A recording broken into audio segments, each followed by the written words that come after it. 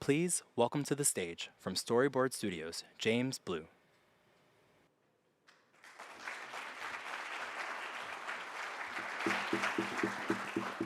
Good afternoon. Thank you. We have all witnessed the way diversity, equity, and inclusion gains have been under attack globally. However, if you look around this room, it's very clear that we remain committed to these ideals because they really make our world a better place. And I'm really excited to participate and to moderate and to sort of be your master of ceremonies today so we can hear from people who are actually doing the work on the ground, making the changes that are necessary and that continue to build on the success that we have all enjoyed and benefited from thus far. I'd like to call to the stage Justin Bibb. Justin is the 58th mayor of Cleveland, Ohio. He's the city's first millennial mayor, and he has degrees from the American University in Washington and Case Western Reserve in Cleveland. He also studied in one of my favorite homes, and he has a certificate from the London School of Economics. Please welcome Mayor Bibb. Thank you so much. It's a great day to be in New York City, and I'm honored to be here for this important conversation about how we as America's mayors and as a nation address our racial equity challenges. Addressing racial equity is in the DNA of Cleveland. My city elected the first black mayor of a major American city, the late, great Carl B. Stokes. And as the youngest black mayor in my city's history, I feel a moral obligation to make sure that I meet the moment for my generation. I was elected 3 years ago as we were still grappling with the COVID-19 pandemic and also grappling with the tragic murder of our brother, George Floyd. And in that moment in 2020, we as a nation experienced two pandemics, one centered on public health and another centered on civil and justice and economic justice as well too. And so when I was sworn in, our administration really recognized the importance of building a government that examined the policies, practices, and procedures to address racial equity. Our cabinet created an entire task force from public works to public health to public safety to really examine what were the policies and practices that undermined black and brown people from achieving their God-given potential in our city. Everything from addressing our lead paint crisis to making sure we can finally be compliant with our consent decree after we lost Tamir Rice in 2014. The second thing we did was that in 2020, Cleveland was ranked the worst city in America for black women, the worst city in the nation for black women. And as a proud son of a strong black woman, I know that black women are the backbone of many of our neighborhoods. So we created one of the first commissions in the country for black women and black girls to make sure, from a governmental standpoint, but also from a civil society standpoint, we were eradicating the barriers that undermined black women from achieving their success. And the last thing that I want to just tee up briefly here is the work we've been doing to make sure that businesses of color in our city get more than their fair share of city contracts so we can truly do a better job of closing the racial wealth gap in the urban core across our city. We just signed a brand new community benefits agreement, and already 13 new contracts totaling over $45 million in the hands of entrepreneurs of color in my city. So we did all that.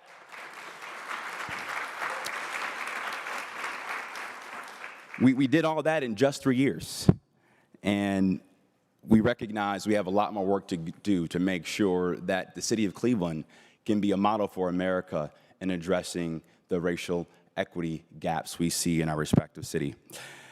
Before we bring our guests to the stage, I want to just close with a story, because at the end of the day, this work is about people. This work is about people. Last year, I had the chance to go to a program in my city called the Seeds of Literacy.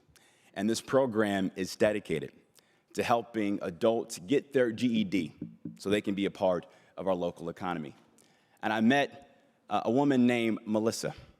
Now, when Melissa was 10 years old, she had a dream of being a Pulitzer Prize-winning writer. Her mom said that she could barely leave the house because she was so obsessed with reading books all day.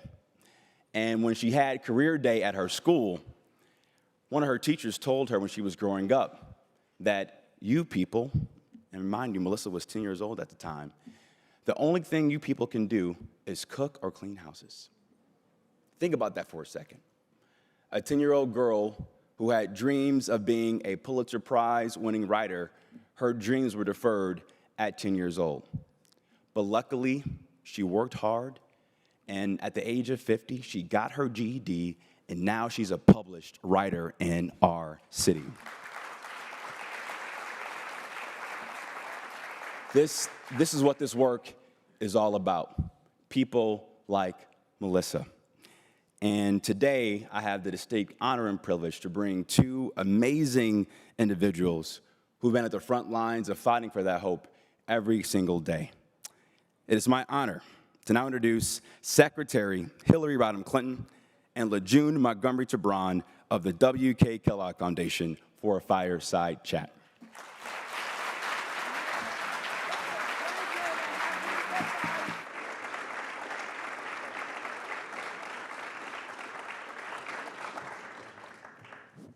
Well, good afternoon, and Mayor, thank you so much for being with us here at CGI, and to all of you gathered. You know, there's a lot of terrific conversations that take place here, that as you've seen today and we'll see again tomorrow. But this is a particularly important one because it really is to try to explore with someone who's given a lot of thought to the whole question of racial equity, what it means, what it should mean, what it can mean, and who's in a position to do something about it. Some of you already know that LaJune is the first woman, first African-American CEO of the W.K. Kellogg Foundation, based in Battle Creek, Michigan.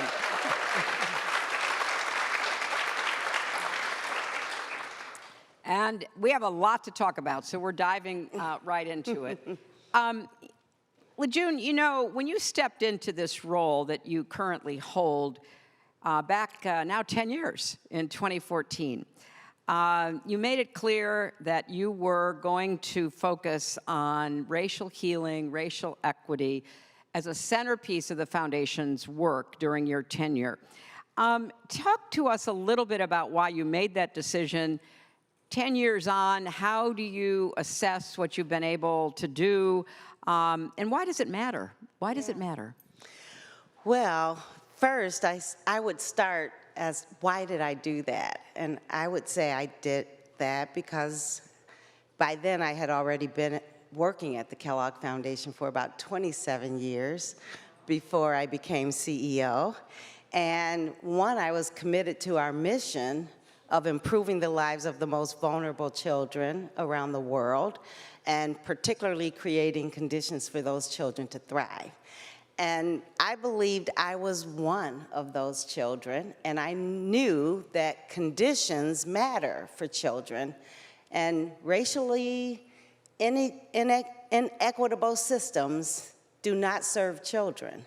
And I wanted to create and support systems and structures that would allow every child to thrive. And for us, racial equity means that your racial identity doesn't determine your experiences, your life outcomes, your family's outcomes.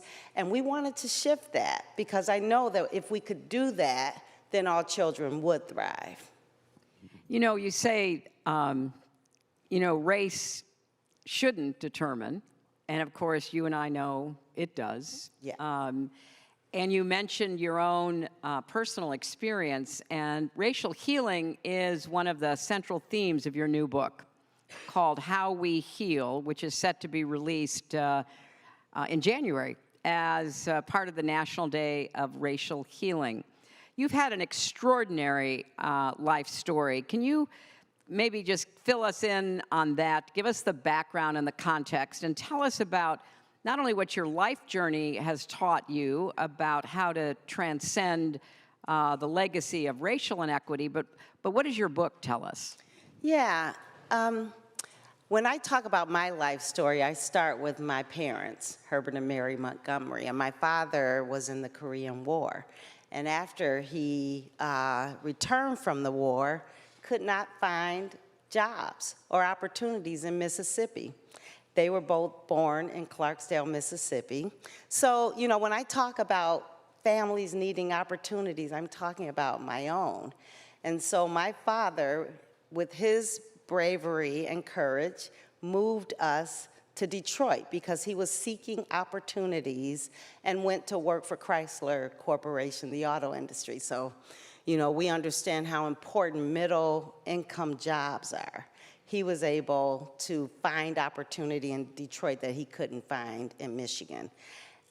There were 10 of us children. I'm number 9 of 10. So I learned a lot about leadership through my family, and learning to lead from behind is actually a skill, I believe. But those who learn that, I think, have a special place in life.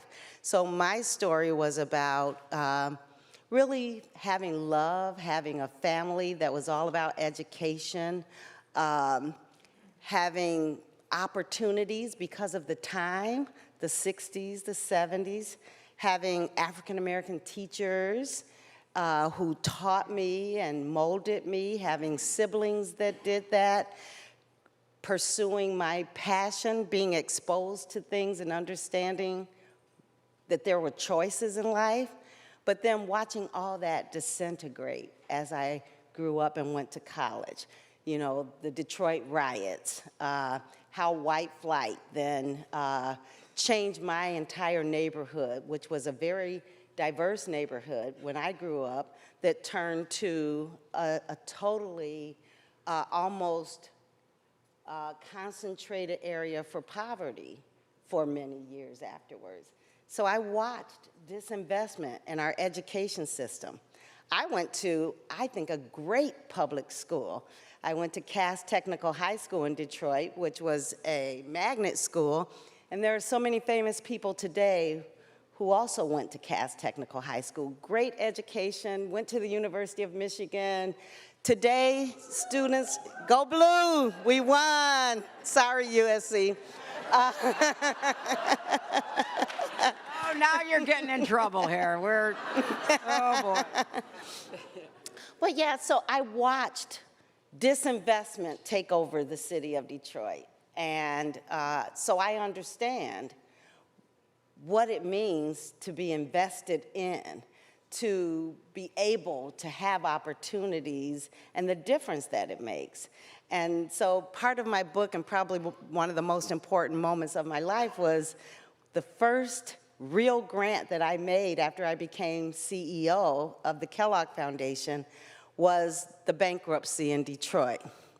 And I was able to make the decision within my foundation to invest $40 million toward that recovery, which was the third largest philanthropic investment for that effort. And again, now I'm looking at a city through reinvestment is thriving.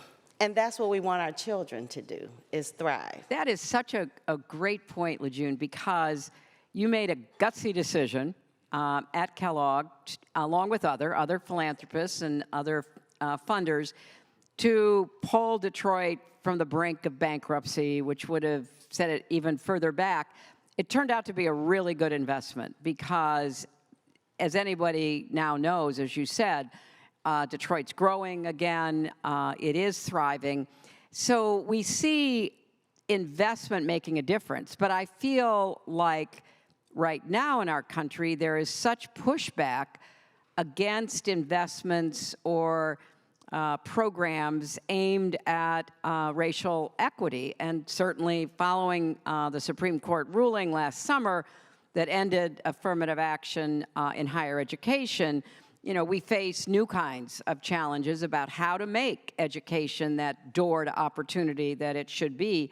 What is your response to the argument that we hear that we should aspire to live in a so-called colorblind society, and why, and perhaps more importantly, how should we talk about race today at a time when DEI is a, you know, bad acronym, when there's so much pressure, you know, the Fearless Fund being forced away from what had been its primary mission, funding young African-American women entrepreneurs. You know, how do you look at all of that and kind of explain it for us? Yeah, there's a lot there, but first I would say there's a little joy in me to see the backlash on this work, because that tells me we were successful.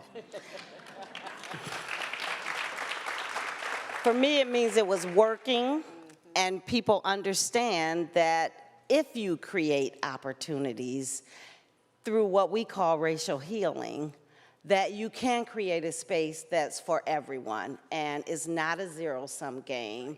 And, you know, I think we also learned that we have a shared fate, all of us. And so really thinking about that and thinking about then what our work should be is how we connect the dots. So for us, you can't achieve racial equity without racial healing. So racial healing for us is the hard work. It's how you build relationships across differences.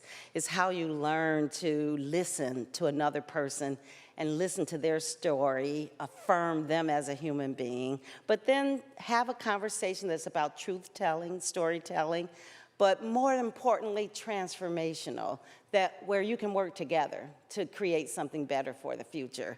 So if you believe that that is what we are here to do, is connect socially and work together, you can't be colorblind. We're all human beings, and I think color blindness is a disservice for how we learn to coexist, how we learn to have shared understanding, how our differences make us stronger. So we can't deny the differences. We should leverage those differences. And where we are, I think, losing out in this nation and the world is we haven't leveraged all of our diversity that makes us stronger. So I just don't believe that. I think the approach is more about leaning into the difference, not ignoring it. Amen, amen. You know, diversity is one of America's greatest strengths. Exactly. We are better positioned for the future than any other nation in the world. And it's maddening to see people try to undermine or deny our diversity to our disadvantage. It harms us, doesn't help us. You know, I bet there are many people in this room who would like your advice about how they can help to achieve this vision of racial healing and equity that you've described and you're working toward. It can feel like a daunting task to people. Yeah. And what would you recommend to someone who wants to do more, either directly in their work? Maybe there's a philanthropist or an NGO or a government official or a business leader in the audience who says, okay, well, what do you think I can do in my own sphere of influence? And how can we work as allies with other supporters and organizations? Are there groups in addition to the Kellogg Foundation that you would recommend people know about? Sure. The first thing I would say is this work is really hard. It's probably some of the hardest work we have to do because structurally, we've lived in a society where we've been structurally separated. And, you know, we chronicle in the book those policies that separated us. For me, it was housing policy that shifted my neighborhood. But given that we've lived in such places where we were not on a regular basis interacting with people across differences, we have to learn how to do that, and that's not easy. So the first thing I would suggest to people is this, we call it an inside-out game. And part of the inside is ourselves. And we use a methodology where we call them healing circles. And it's actually borrowed from indigenous people in the healing circles of many, many decades, centuries ago. But the point of that is to learn that it's a process. It's not just a random act. So what we've been doing is codifying what we think is a healing methodology that allows us to have these conversations where we affirm one another. We're not blaming or shaming other people. We're actually trying to learn and listen to stories that are different from ours, but looking for commonality. So it's more than just a casual conversation, but if you go to our website, we have documented conversation guides. We've created facilitation pathways. This has all been very carefully curated with our grantees. This work has happened, is work that is happening, I want to say. Some people think that it's, you know, soft stuff and it's about conversations. No, there's, I think, an entire professional career forming in this space.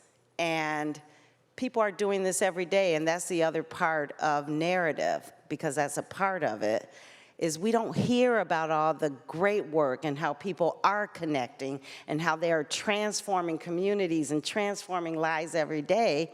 Instead, we hear about the anecdotal fights and, you know, the things that separate us. So what we want to do is first to have people think about their own journey, acknowledge their own pain point, because we all are in pain as we go through this racialized society. It hurts all of us. And what we want is for all of us to be able to heal through the social interaction that we know we were built to do. So there's a lot of documentation on this. It's on our website. But then once you've kind of had the inner reflection, then the work is about your family, your neighbors, your friends, then your community, your organizations, etc. And it's hard work, our organization included. So we are at a place at the Kellogg Foundation today where we, for the first time ever, are 51% people of color. So we have transitioned the entire organization. Our board is 60% people of color. If you go back to 1987 when I started, I was probably one of a handful of people of color. And our board, hardly any. So we're not talking about, we're not funding or promoting anything that we haven't done ourselves. And we know it's hard because we've taken the journey.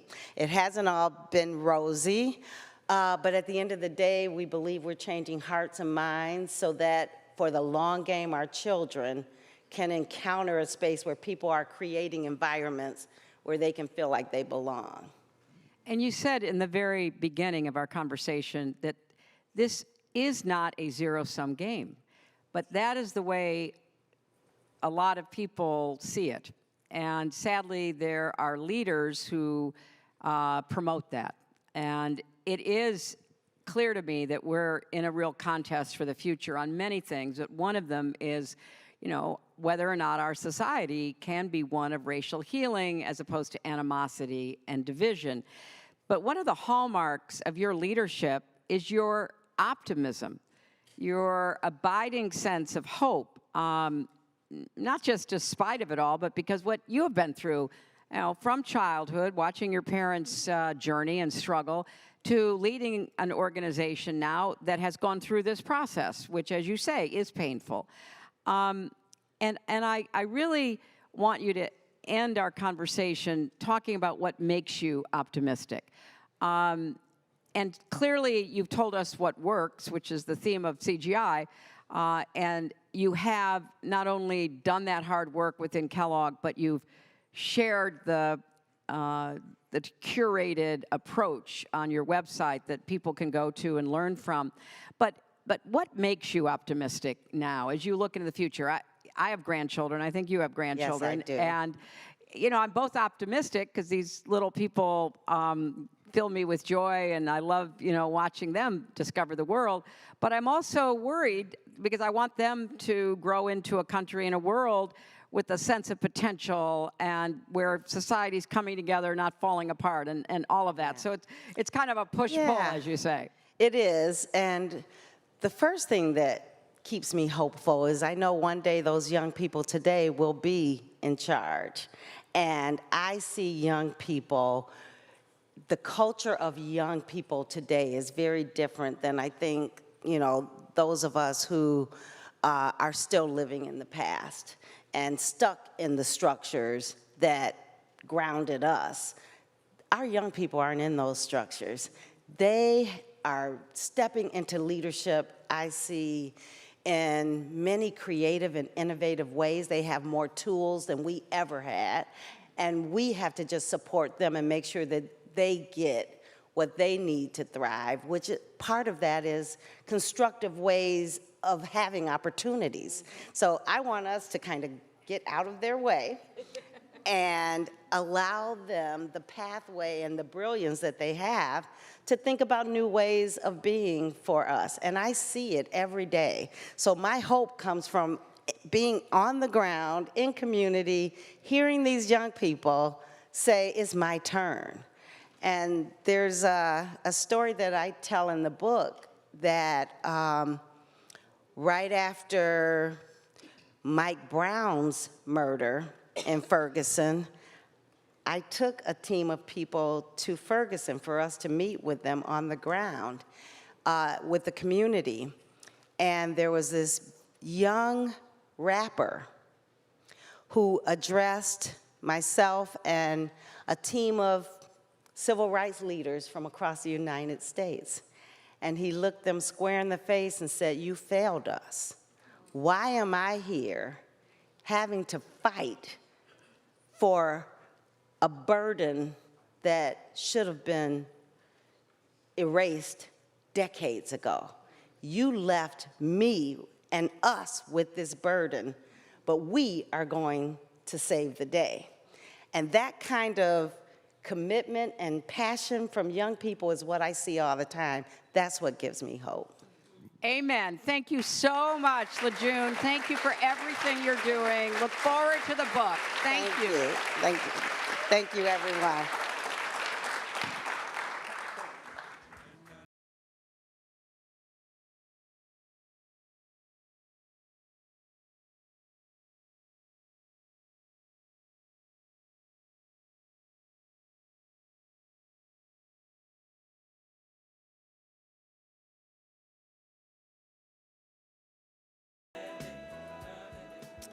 Now, let's hear and learn. Thank you, Secretary Clinton and Lejeune. Let's give them one more round of applause.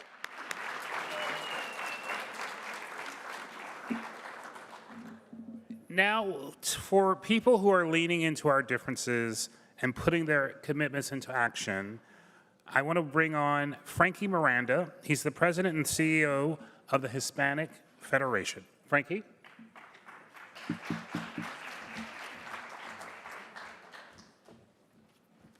Hello, everybody. Good afternoon. Buenas tardes. Happy Hispanic Heritage Month. Okay. The United States is a country built on immigrants, and its narrative is woven into our history. the contributions of immigrant communities have been essential to our economic growth, our global competitiveness, and our cultural landscape. Unfortunately, the United States is rife with anti-immigrant sentiment, and even over the past several weeks, we have seen how quickly vitriol and misinformation can spread to harm entire communities. But today, I am here to tell you a different story.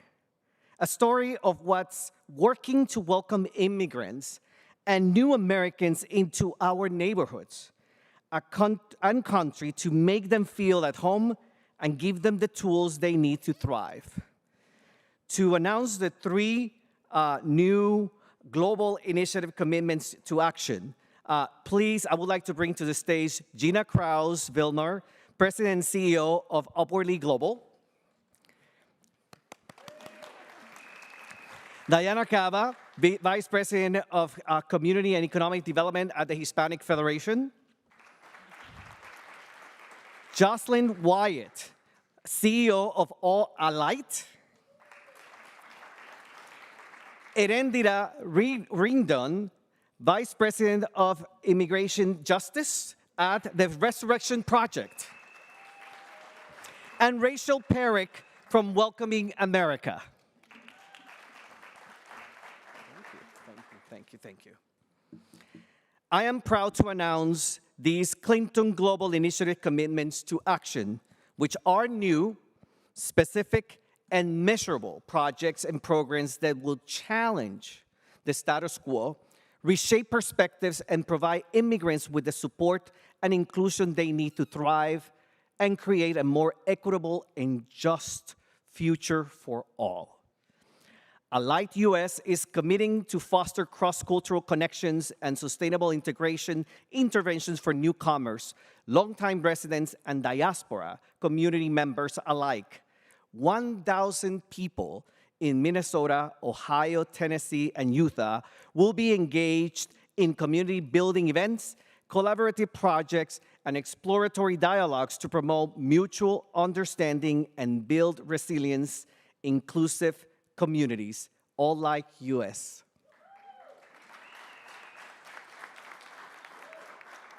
The Resurrection Project is committing to expanding access to affordable legal services, a critical need across immigrant communities, by training 210 community fellows to become U.S. Department of Justice accredited representatives.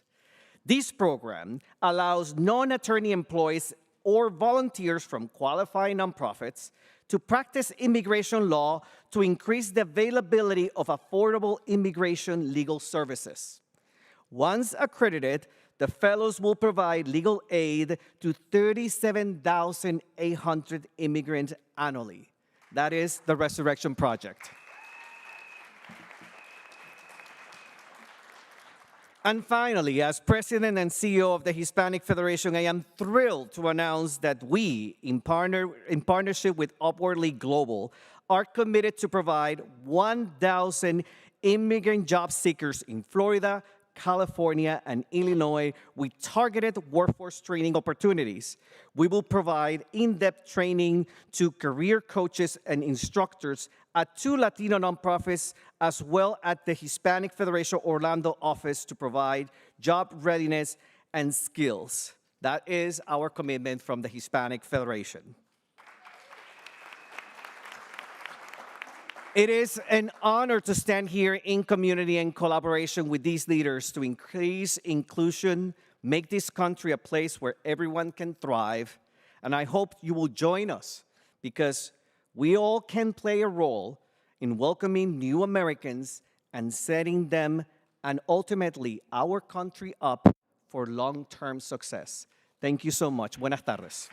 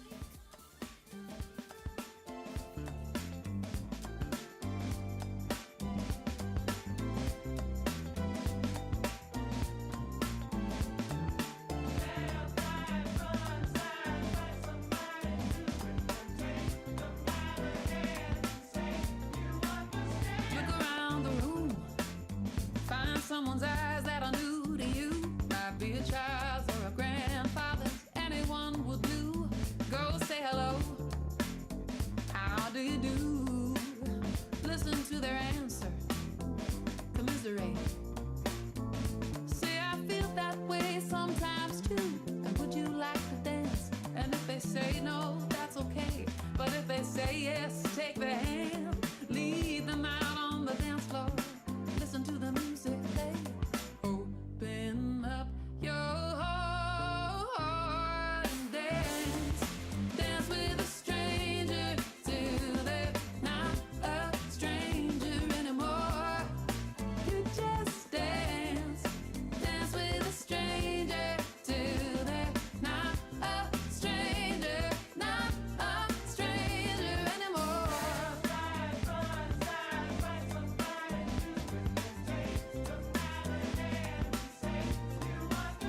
Look around the room. There are so many people here like you. People who came here to be together and dance it all away. Who wanna be good and love. So now we're going to dive a bit deeper and learn from the real experiences that people around the world have had in pushing and making change as it relates to diversity, equity, and inclusion. And I'd like to first invite Adriana Barbosa, who's with PretaHub, and with Adriana is her translator and interpreter, who will be with us the entire time, and that is Shawn. Thank you for joining us. I'd then like to have joining us on the stage, Shawn Kanaʻiaupuni. Please join us, Shawn. She is with Partners in the Development Foundation, based in Hawaii. And then Vivek Maru. Please join us, Vivek.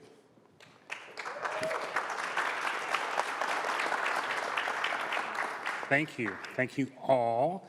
And I guess one of the things that where I'd like to start is really just both understanding what you're doing and also understanding where things can go and where you hope they will go.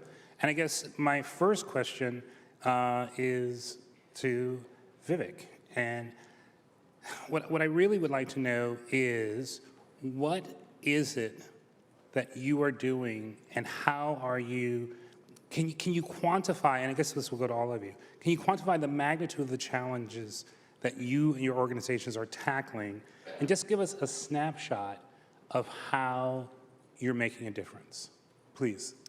Sure, yeah, thank you, James, and thank you everybody for being here. I was part of a commission, an international commission on access to justice, and we looked at data from 100 countries, and we estimated that worldwide 5.1 billion people live with grave injustices that they cannot remedy. And I'll just give you an example of what that looks like in practice. Several years ago in Sierra Leone, which is in West Africa, an oil palm company secured a lease agreement for 75,000 acres of rainforest for 50 years for $2 an acre per year without the consent of the people whose land it was. It was thumbprinted behind closed doors by a paramount chief who was appointed by the government. What are you supposed to do in a situation like that? What can ordinary people do in the face of injustice? Law, James, as far as I know, is supposed to be one of the tools we have to constrain power, to protect basic rights, to govern our economy, which is why I told my grandmother 25 years ago that I wanted to go to law school, and she did not skip a beat. She said to me, "Lawyer is liar," which was discouraging, but she has a point. Some laws are designed to repress. Even good laws are often really difficult to access or understand. And so what Unwritten does is we work with community legal workers, sometimes we call them community paralegals, who can be a bridge between the promises of law and real life, who demystify law, make it simple, help people to understand and use it themselves. And Shawn, same question. Just quantify the magnitude of the challenge. Help us understand. Thank you. Thank you. Aloha, everyone. You know, I was just listening to a podcast the other day, and they said when you speak in front of people, don't prepare overly much and never talk about data because that makes them feel bored. So I'm underprepared and I have no data. I hope it goes well. But let me try and transport you for a minute. I wanted to bring pictures. I do have a little handout with a QR code. It might have a cookie with it, it might not. I'm not supposed to say that. So you can get one after if you want to see what this looks like. But when I imagine being out flying over my beautiful islands in the middle of the Pacific Ocean, I see green mountains, the Ko'olau range of Hawaii on Oahu where I live, where I was born and raised.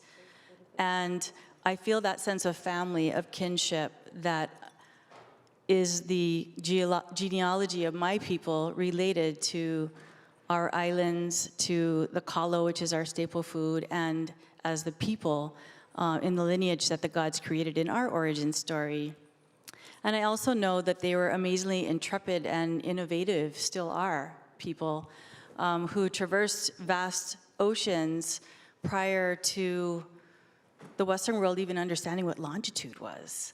And then to also know that as a Kanaka Maoli, as a native Hawaiian from these lands, that we are part of a nation that has been illegally occupied by settler colonial United States, that overthrew our government, imprisoned our queen, and banned our culture and language and citizenship, replacing it with theirs. And since then, a whole travesty of negative statistics have followed our native Hawaiian people, from poverty to disease to homelessness, foster care system, family disruption, and incarceration of our children as one of the battles that we've taken on as a community. And so understanding this history is really important to understanding then the promise of what's working, which is in the fact that our community sees these chilling statistics and has lived them in our very families, my own included, and also demands to be part of the solution. And in demanding to be part of the solution, bringing the innovation of our ancestral wisdom, our tools, our culture, our practices that are steeped in things like aloha, which is about compassion and kindness and respect, and things like kuleana, which is about responsibility and obligation to your community and to your people, and bringing those things to the forefront as we work to transform the juvenile justice system to end youth incarceration, not in an abolitionist sort of way, although you could put it in that category, but really to replace confining youth who are probably already traumatized and being traumatized even more so, who are sitting in a jail cell or a prison or a detention center, to replace those methods with services that are, and programs and people that are rooted in healing, helping youth heal from their trauma, helping them find their positive pathway forward, and services and programs that are rooted in culturally restorative and therapeutic supports rather than punitive carceral systems. And so that's the work that we're doing with many partners, including the W.K. Kellogg Foundation, for which we're extremely grateful. So thank you for having us. Thank you. Why don't I repeat the question so Adriana can get it again, and please translate. Can you quantify the magnitude of the challenges that your organization is tackling, and just give us a snapshot of the efforts that you're undertaking to address the challenges? Give us a theory of change and how you're closing the racial gap. Hello. Sorry, I needed to speak in Portuguese, and she translated for me. O Brasil tem a segunda maior população negra do mundo, só perde para a Nigéria, que é país africano, e foi dos últimos países a abolir a escravidão. So Brazil has the second largest black population in the world after an African country, Nigeria. And it was one of the last countries to abolish slavery. E, em função desse contexto do passado, há uma disparidade econômica entre população branca e população negra, que traz as barreiras e que contribui para a desigualdade no contexto que a gente tem hoje, no presente. Because of this past, there is a great disparity, an economic disparity between black and white Brazilians, bringing barriers that contribute to the racial inequality that we see today. A grande dificuldade que a gente tem hoje no Brasil está relacionado à mobilidade social e acesso econômico. The greatest challenges are related to social mobility and economic access. Seja no campo de acesso a crédito ou também na perspectiva de empregabilidade de pessoas negras ou pessoas negras ocupar cargos de liderança. Both respect to access to credit as well as employability of black people and arriving to leadership positions. E a organização que eu atuo é uma organização que tem capilaridade em todo o território nacional, no Brasil, mas também em outros países. And my organization is present throughout Brazil and also in other countries. A gente tem atuado no campo do empoderamento econômico no Brasil através de um ecossistema. And we work with economic empowerment in Brazil through a whole ecosystem. Trabalha com processos de educação, acesso a crédito. We work in education, access to credit. Construção de narrativas através de pesquisas. Building narratives through research. E acesso a mercados. And access to the market. Thank you. Shawn, why don't we come back to you? What's the theory of change? The theory meaning, how do you close the gap? And I'm going to come to you with the same question, Vivek. But what is the theory of change that you are trying to implement on a daily basis? Don't we all love theories of change? Another fun topic, but thank you for that question, because it is something that actually took us a long time to figure out. And as an organization representing a community of partners around me, both public and private, it was even more difficult because we had to all come together to figure that out. And our theory of change really centers on empowering communities to reclaim our self-determination, to heal from trauma, and to foster strong, culturally rooted identities. And in doing that, through place-based philanthropy, where we can drive the kind of, and private partnerships, where we can drive the kind of systems change that allows our young people to then become healers in their own communities, healers of themselves, in their families, and in their community life. And that is pretty much what drives us right now as our theory of change. And is it working? You know what it is? It's really, I was so impressed by my two colleagues here on the stage because they're doing work that's immense and incredible across many countries. And our work is located in the middle of the Pacific in some of the most remote islands, a biodiversity hotspot in terms of biology and people, diversity of people.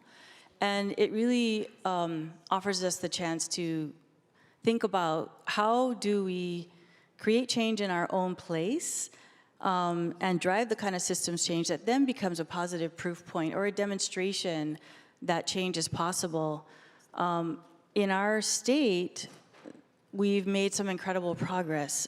We've reduced youth incarceration by about 82% since in the last, 15 years, which is good. Yay. Actually, that mirrors the United States, which also has seriously reduced youth incarceration. The problem is, for all states in the nation, including ours, is that the racial gap still exists. The racial inequities still exist, and that's what we're trying to fight. So, Vivek, what is the sort of theory of change and how to close the racial gap, especially since you're working on a global level? And it's not necessarily always one group oppressing the other. Sometimes it's intergroup, sometimes it's tribal. How are you dealing with it? Our theory of change is combining legal power with people power. And I was mentioning community paralegals. A lawyer, and God bless them, I'm one of them. A typical message from a lawyer, if you go into a lawyer's office, is, I'm going to solve it for you. I've got you. A paralegal's message is different. It is, we are going to solve it together, And in the process, we are going to grow and get more powerful. And if I could just go back to the story I was telling about Eastern Sierra Leone and that land lease agreement for 50 years, there's a woman who was born and raised in that place. Her name is Mrs. Binta Jallo. And she had been a refugee back in the 1990s. She had fled with her family to Guinea during the Sierra Leone Civil War. And when she heard about this agreement, she was like, I don't want to become a refugee again. I do not want to lose my home. And she ended up reaching out to a pair of community paralegals working in her area. And first thing they did was get a hold of that lease agreement, because people had never seen it before, translate it into terms that people could understand, and compare it with Sierra Leonean land law. And as imperfect as Sierra Leonean land law is, they saw many violations, and they invoked that legal information and their own people power to confront the company, to confront the traditional authorities. It took 2 years. It didn't happen overnight, but they were able to reverse that land grab, and the company acknowledged ultimately that it was invalid. And today the paralegals are helping the same community negotiate a deal that they welcome with the Gola Rainforest Park, which is something that provides help with healthcare, education, agriculture in the buffer zone around the park. Mrs. Jallo said, I want to find a way of flourishing that involves taking care of my place rather than destroying my place. And you know, land grabs like this are happening all the time. Reversals are very rare. And about this experience in general, Mrs. Jallo said, I learned my rights. I learned that nobody can bend my hand, nobody can take my land. And so that is what is possible when you combine legal power with people power. You're all working in different geographic areas, contexts, but you all have the same goal of racial equity. How do you approach community and place-based solutions? And knowing that these solutions generally work in one place, how do you scale them so that they can work authentically in contexts around the world? And Adriana, do you want to take that first? Yes. Quando a gente iniciou o processo, entendeu que no Brasil o racismo ele é sistêmico e que as ações que eram necessárias desenvolver, as soluções precisavam ser sistêmicas também. E por isso a gente criou uma plataforma com programas que têm relações de interdependência.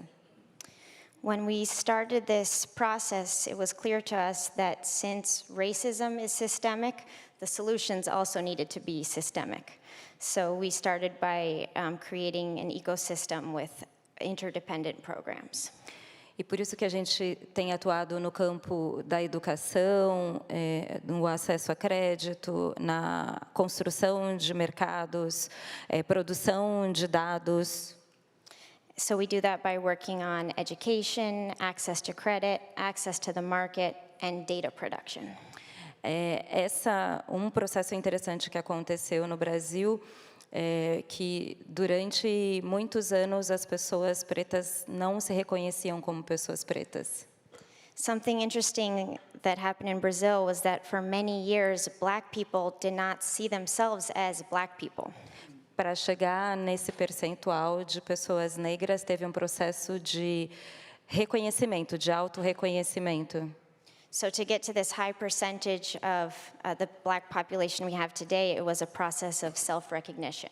E a gente criou uma iniciativa que passava pela cultura negra, as pessoas conhecerem a sua cultura, por isso uma feira, festival.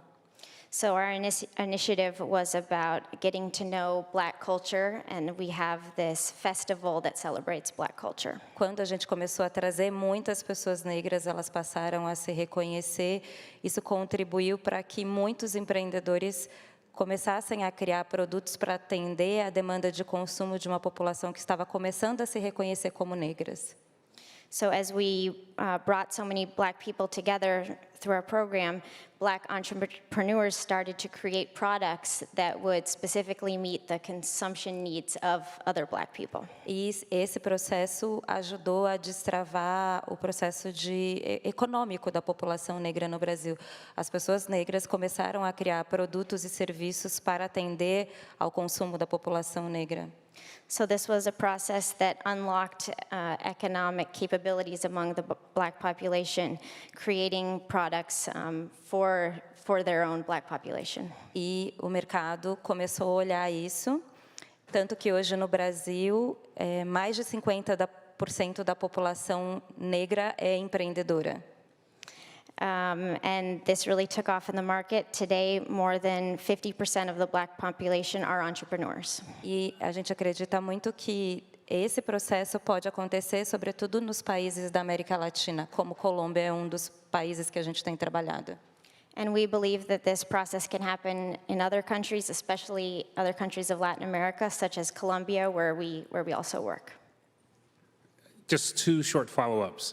Are they entrepreneurs because they can't get jobs in other places due to racism?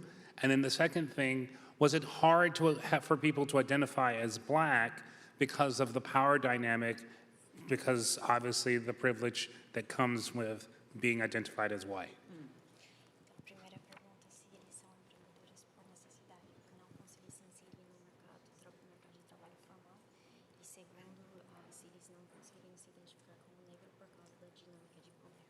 Sim, o processo do não reconhecimento como pessoas negras há muitos anos atrás se deu porque teve uma estratégia da sociedade brasileira, governo, empresas em desqualificar as pessoas negras. So the part about not identifying as Black was that many parts of society would kind of disqualify Black people. E o fato da gente trabalhar com o empreendedorismo, sim, porque era a única alternativa das pessoas negras obterem recurso, elas venderem coisas. And yes, we became entrepreneurs because it was the only alternative to make our money was to sell things. Mas em 23 anos, que é o tempo do nosso trabalho, a gente tem uma geração jovem que passou, inclusive, pelo sistema das cotas nas universidades e hoje empreendem por vocação ou por engajamento racial e não mais por necessidade. But we've been in the market for 23 years, and so now we have a new young generation who actually grew up with racial quotas in Brazilian universities, a sort of affirmative action, and so now they do it because it's their vocation, because they want to do it, or for a racial activism. Great. Shawn, to you, how do you replicate and sort of make large the things that you're doing, and what would that be in the context of your organization? Do you want to go to a different island within the Hawaiian Islands? Do you want to bring it to the mainland? How do you see that? This is not the mainland. Oh, sorry, I'm just excuse kidding. me. It's the continent. That's how we refer to it. Of course, Bring our it to the islands are the continent. mainland. I'm just kidding. So that's a really good question, and it's also one that we think a lot about. And you know, unfortunately, the unfortunate reality is that Indigenous people all around the world are over-incarcerated, are disproportionately criminalized in their home countries, especially when you look at nations like the United States, like New Zealand, like Canada, like Australia, which incarcerates their Indigenous children at 20 times the rate of non-Indigenous children. So I do feel like the work that we're doing, and we're oceanic peoples, we love building relationships, we love sailing. We had treaties with 19 different countries during our kingdom days, including like, you know, Great Britain and the Netherlands and Sweden. I don't know how we got there. How long did it take to get to Sweden? But anyway, so we are committed to not only reaching out to across our islands, our neighboring islands, because each island is like working in a different state with its own setup, and helping to translate some of the work that we've been able to do, some of the successes that we've been able to learn about, and support their efforts so that all youth can stay in their community and receive the support that they need. Unfortunately, where the partners and I work, we've created this ecosystem approach located on a single campus, and it also houses the Hawaii Youth Correctional Facility, which is the only state youth correctional facility. So they come from all the islands, and about 50% of them are Native Hawaiian. even though only about a quarter of our youth in Hawaii are Native Hawaiian, so they're far overrepresented. The other thing that we know will happen is there's a huge evidence base that shows that community programs and services are the best antidote, or have the best success in helping youth reconnect, to reintegrate, to find successful jobs, and to create community around them. And so we can become another proof point in that arsenal of evidence that hopefully will be put to greater and greater practice across the nation and world, really. And then the final thing is that our work is the culturally adaptive framework. So while you can't probably replicate exactly how we've done it in your place or in other communities, especially Black, Indigenous, and people of color, we do want to share and the approach and begin to have the conversations about how that might be possible in other places. You know, whether it's through community-led, native-led kinds of systems change, through innovation, because you have to overturn the status quo. You can't exist in the same system in order to do this work well. You have to be transformative, in other words, and through public-private partnerships that are extremely powerful, and place-based systems change, place-based philanthropy. So those four things, I think, are lessons that can be taken anywhere. And Vivek? And if you can give us an example of how you have transplanted some of the programs from one place to the other? Yeah, sure. I was just thinking about this, the G in CGI, which is humbling, you know, to have a global mission requires some humility. And we do run community paralegal programs in 7 different countries, and we convene a global network dedicated to legal empowerment with members from all over the world, over 175 countries. I'll just name 2 principles that have been important in building this global community. One is what I might call reciprocal globalism or mutual globalism, which I would contrast with, say, colonial globalism, which we've experienced, or missionary globalism. And just to give an example, we work with community paralegals in the Mid-Atlantic in the United States, so DC, Virginia, Maryland, Delaware, and we built that effort with lessons from India and Kenya and Sierra Leone. The only movement that I want to be a part of is one that recognizes that injustices take place everywhere, from Hawaii to Brazil to just about anywhere else, and that we all should be learning from one another in order to confront those injustices. And then a second principle that I would name is just basic human solidarity.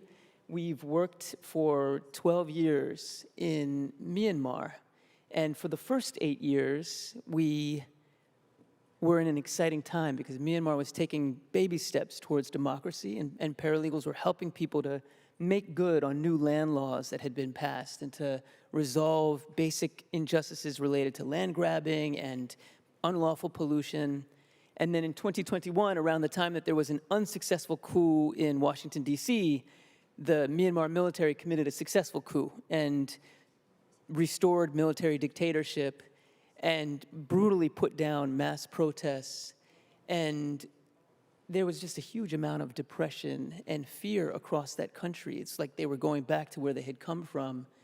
And a month or 2 after that, we just organized a Zoom call with members of our community, from veterans from South Africa, from the Philippines, from Cambodia. And the atmosphere on that phone call was electric, in part because what these veterans from South Africa and the Philippines and Cambodia were saying is, we have lived through similar periods of repression that you are going through right now, and we lost a lot. There was a huge amount of pain, but we're still here, and you are not alone. And the paralegals from Myanmar started saying that back to them, we are not alone. And so that fundamental human solidarity is at the core, I think, of the kind of globalism that we are seeking to build. Great, thank you. Thank you, thank you. All right, I'd like to thank the panel for joining us. Yes, please, applause.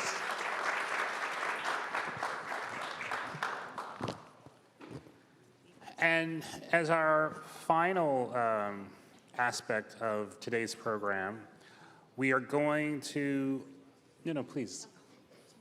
No problem. You thought we'd just hang out.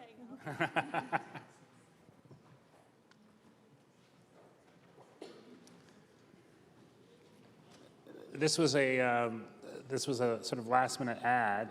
I'm going to bring onto the stage someone who we know or who is known here by this group as Wawa.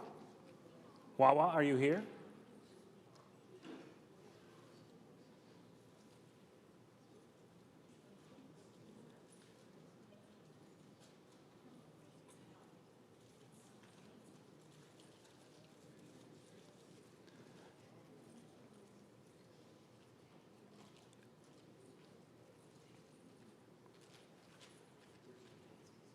One moment.